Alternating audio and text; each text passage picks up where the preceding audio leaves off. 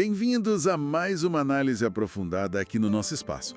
Hoje, a gente tem em mãos uns excertos de um material chamado Andar com Deus, o legado de Enoque. E a nossa ideia é mergulhar um pouco nessa figura bíblica que é, assim, bem intrigante, né? Quem já deu uma olhada lá no comecinho de Gênesis, capítulo 5, sabe como é. Tem uma repetição ali, quase um mantra, mas um pouco pesado, né? É sempre assim, fulano viveu X anos, teve filhos, filhas e morreu. Adão, morreu. Sete, morreu. Matusalém, que viveu horrores e morreu. Parece até uma lista de falecimentos, só que de repente, pá, no meio da lista a coisa muda. Chega em Enoque e a fórmula quebra. A gente não lê e morreu. O que está escrito lá duas vezes é algo único. Andou Enoque com Deus. E o fim da história. E já não era mais visto porque Deus o levou. É essa frase, andou Enoque com Deus, que o material que a gente está vendo coloca em foco. O que será que isso quer dizer mesmo, segundo essa leitura? E por que é tão marcante? Vamos explorar como esses textos desenvolvem essa história, sabe? Ligando Enoque com fé, com testemunho, com esperança eterna, fazendo uma ponte entre Gênesis e o Novo Testamento. Realmente, é uma quebra muito notável naquela genealogia. Você tem ali uma lista de gerações, todas marcadas pela finitude, pela morte, que é a consequência lá de Gênesis 3, né? E aí, pá, Enoque. É quase como se o texto dissesse, opa, presta atenção aqui, tem algo diferente. E a ideia central que essas fontes trazem é justamente essa, que esse andar com Deus, como Enoque viveu, não é tipo um superpoder, algo inalcançável. É apresentado mais como o chamado principal da vida humana, sabe? E algo possível, segundo essa leitura, por causa de uma coisa: a fé. Perfeito. E essa conexão já nos joga direto para o primeiro ponto importante que as fontes levantam. Essa ligação forte entre andar com Deus e viver pela fé. Os textos citam diretamente Hebreus 11, versículos 5 e 6. Lá diz que Enoque foi levado para não experimentar a morte e que ele recebeu testemunho de ter agradado a Deus. E logo em seguida vem aquela frase forte: sem fé é impossível agradar a Deus. Ok, vamos desempacotar isso aí. Um ponto que as fontes batem muito na tecla é o contexto do Enoque. Ele viveu muito antes da lei ser dada no Sinai, antes dos profetas que a gente mais conhece, sem ter uma Bíblia na mão, claro, e séculos antes de Pentecostes, do início da igreja. A revelação de Deus era, digamos, mais pontual, né? Menos organizada. Mas mesmo assim, a interpretação é que a confiança dele em Deus foi o bastante. O suficiente para ele ter esse selo de que agradou ao Criador. As fontes dão a entender que essa fé não era só acreditar que Deus existe e pronto. Elas argumentam que o que agradava a Deus ali, no caso de Enoque, e à luz de Hebreus, não era principalmente cumprir rituais ou ter um conhecimento teológico gigante. Até porque ele nem tinha acesso a isso tudo, né? O foco, segundo eles, era numa fé ativa, uma confiança que se mostrava na obediência, na prática, numa vida que tentava se alinhar com o que ele entendia de Deus. O que é fascinante aqui, nessa análise, é justamente a natureza dessa fé. Não é só concordar com ideias sobre Deus, sabe? Os textos descrevem como uma confiança de relacionamento mesmo, uma dependência no dia a dia. É quase como imaginar Enoque caminhando literalmente ao lado de Deus, numa parceria. E o interessante é como essa fé, mesmo sendo primitiva em termos do que já tinha sido revelado, é colocada como modelo para sempre. As fontes usam Enoque para dizer, olha, mesmo antes da lei, dos profetas, o essencial era isso aqui. E elas também sugerem que não era uma fé fácil, não. O contexto de Enoque, se a gente olhar a tradição e a própria carta de Judas que o menciona, era de muita impiedade crescendo ao redor. Então, viver pela fé ali significava provavelmente ir contra a maré, né? Manter a lealdade a Deus no mundo que talvez o ignorasse ou fosse hostil. A fé de Enoque, nessa leitura, tinha um preço, exigia firmeza. Isso é importante, não era uma fé baratinha então. E qual a aplicação que os materiais fazem para a gente hoje? Bom, a aplicação que as fontes traçam é bem direta. Elas argumentam que, assim como a fé sustentou Enoque lá atrás, no meio de uma geração descrita como difícil espiritualmente, é a fé em Cristo que capacita e sustenta os crentes hoje. Há uma ênfase forte na necessidade de confiar em Deus no dia a dia, de forma prática, sabe? Especialmente quando a cultura em volta parece indiferente ou até contra os valores do Evangelho. A ideia é que a fé não é só para a hora do aperto, mas é o que te move na caminhada diária. É a lente para ver a realidade, para tomar decisões. É um chamado para confiar em Deus mesmo quando tudo parece contra ou o futuro é incerto. E essa caminhada de fé, como você falou, não era algo isolado, né? Não era ele e Deus num cantinho, ignorando o mundo. E aqui a coisa fica bem interessante. O segundo pilar que as fontes destacam é que andar com Deus, por Enoque, significava também perseverar no testemunho. Não era uma espiritualidade só para dentro. Os materiais lembram daquela referência surpreendente lá na carta de Judas, versículos 14 e 15. Judas, já no Novo Testamento, cita Enoque, o sétimo depois de Adão, como profeta. Segundo essa passagem, Enoque não só andava com Deus em particular, mas ele também anunciava uma mensagem divina. Falava do juízo de Deus sobre os maus por causa das coisas que faziam e do que falavam contra Deus. A interpretação que as fontes dão é que a vida de fé de Enoque tinha sim uma dimensão pública, profética até. Ele não estava escondido meditando. Pelo contrário, ele é mostrado como alguém que confrontou a sua geração. A expressão andar com Deus é lida não como fugir do mundo, mas como viver em santidade, em comunhão com Deus, ali no meio da sociedade, sendo uma voz, uma presença que refletia Deus. É um andar que deixa marcas. Isso levanta uma questão importante, né, que as fontes exploram. Como essa parte pública da fé acontece? Se andar com Deus inclui testemunho, e no caso dele incluiu até profecia de juízo, como isso combina com ser luz?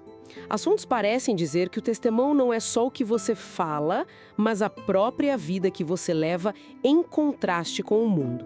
A santidade de Enoque, a comunhão dele com Deus, já era um testemunho silencioso, mas poderoso. A fala, a proclamação, seria então uma consequência natural dessa vida. A análise sugere que o testemunho de Enoque não vinha de um desejo de condenar, mas da própria relação dele com Deus. Andar com Deus Santo no mundo de pecado inevitavelmente cria um contraste, uma tensão, né? E segundo essa visão, ser leal a Deus pode exigir que você fale a verdade, mesmo que seja dura, impopular. Não é ser agressivo, mas ser fiel à mensagem. Então, o testemunho seria a vida e talvez a palavra também? Tudo vindo dessa comunhão com Deus? Exatamente. E a aplicação para hoje que os excertos trazem segue essa linha. O chamado para ser testemunha de Cristo hoje, nessa perspectiva, não é só para eventos, eventos de evangelismo. É um chamado para viver de forma coerente com a fé em todas as áreas. No trabalho, na ética, no jeito de tratar família, os vizinhos, como a gente lida com dinheiro, nas conversas do dia a dia. A vida do crente, argumentam as fontes, deve ser um reflexo que se vê da realidade invisível de Deus. E quando for possível, essa vida tem que ser acompanhada de palavras que expliquem a esperança que a gente tem, que chamem ao arrependimento, à fé. O testemunho completo, então, é viver e falar a verdade de Deus em amor. Faz muito sentido essa ligação entre a intimidade com Deus e a expressão pública da fé. Isso leva a gente para o terceiro ponto-chave que as fontes tiram da história de Enoque. Andar com Deus é viver com esperança eterna. A gente volta para aquele final misterioso. E já não era porque Deus o tomou para si. As fontes não encaram isso só como uma morte diferente ou um sumiço. Elas leem o translado de Enoque como um evento cheio de significado profético, sabe? Um tipo, como se diz em teologia, uma prefiguração, um símbolo que aponta para frente. Aponta para o que o Novo Testamento chama de arrebatamento da igreja. A ligação é feita direto com 1 Tessalonicenses 4, versículos 16 e 17, onde Paulo fala da vinda do Senhor, da ressurreição de quem morreu em Cristo e do arrebatamento de quem estiver vivo para encontrar o Senhor nos ares. O Enoque foi levado direto para Deus sem morrer. Quem está em Cristo teria uma esperança parecida no fim dos tempos. Sim. E se a gente conecta isso com a teologia geral apresentada nas fontes, o tema da esperança vira o centro de tudo, define muita coisa. A vida toda de Enoque, que culmina nesse evento incrível de ser tomado por Deus, é usada para ilustrar aquela ideia do crente como peregrino e forasteiro aqui, como diz Hebreus sobre os patriarcas. A esperança final, argumentam os textos, não pode estar nas seguranças que parecem firmes nesse mundo carreira, bem, saúde, status, mas na promessa da eternidade com Deus. Mas essa esperança no futuro, como ela afeta o agora, segundo as fontes? Não tem o risco de virar uma fuga da realidade, uma alienação? É uma preocupação justa, mas as fontes argumentam exatamente o contrário. Essa esperança eterna, na leitura delas, não é fuga, é um motor poderoso para a vida aqui e agora. Saber que este mundo, com suas dores e alegrias passageiras, não é o fim da linha, traria, segundo eles, uma liberdade enorme. Liberdade da pressão do sucesso a qualquer custo, liberdade do medo da morte que paralisa, liberdade para viver com generosidade, com coragem. Essa perspectiva da eternidade, como descrevem, ela molda as prioridades. Se a nossa casa de verdade está lá na frente, a gente investe menos no que a traça e a ferrugem destroem e mais no que tem valor eterno, né? Isso traria resiliência nas dificuldades, porque os sofrimentos de agora seriam vistos como leves passageiros se comparados com a glória que está por vir. A esperança, então, não anula o presente. Ela dá uma nova dimensão a ele. Ela injeta propósito na fé e no testemunho, um propósito que vai além das circunstâncias. É a tal âncora da alma que Hebreus fala, que mantém a gente firme, mesmo nas tempestades. Então, o que tudo isso quer dizer, né? Vamos tentar amarrar as pontas do que a gente explorou a partir desses excertos sobre Enoque. A gente tem essa figura que se destaca totalmente dos seus contemporâneos lá em Gênesis. É vida e comunhão com Deus contra aquela repetição sem fim da morte. E a chave para essa diferença toda, segundo a leitura das fontes, está naquela frase que parece simples: andou Enoque com Deus. E essa caminhada foi vista por 3 ângulos principais que a gente tirou dos materiais. Primeiro, é uma caminhada baseada na fé, uma confiança ativa, prática, obediente, mesmo sem ter toda a revelação que veio depois. Segundo, é uma caminhada que se mostra em testemunho perseverante. A fé não fica escondida, ela transborda para a vida pública, reflete a luz de Deus e, se precisar, confronta o que está errado, como no exemplo de Enoque lá em Judas. E terceiro, é uma caminhada vivida com esperança eterna. O olhar firme da eternidade com Deus, que já foi meio que antecipada no translado de Enoque e que muda nossas prioridades e nossa força no presente. Exatamente. A mensagem principal que sai desses materiais é que a história de Enoque, lida assim, não é só uma curiosidade bíblica. É apresentada como um modelo e um chamado que vale para sempre. Mesmo a gente vivendo em tempos que parecem tão seculares ou indiferentes ou até hostis à fé, a possibilidade e o convite para andar com Deus continuam aí. O exemplo de Enoque, visto por essas fontes, funciona como um grande encorajamento. Sim, é possível viver perto de Deus e refletir quem Ele é no mundo, não importa o contexto lá fora.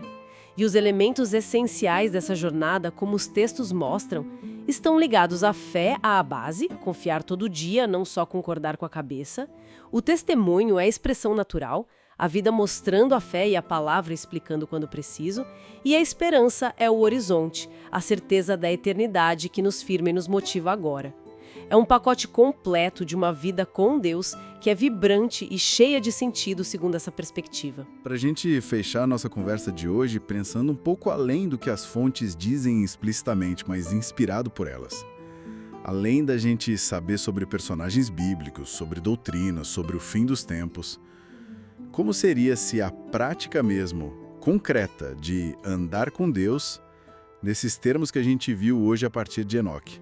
Fé diária, testemunho coerente em tudo, esperança no futuro que molda o presente, se tornasse não só algo que a gente admira, mas a textura real do nosso dia a dia.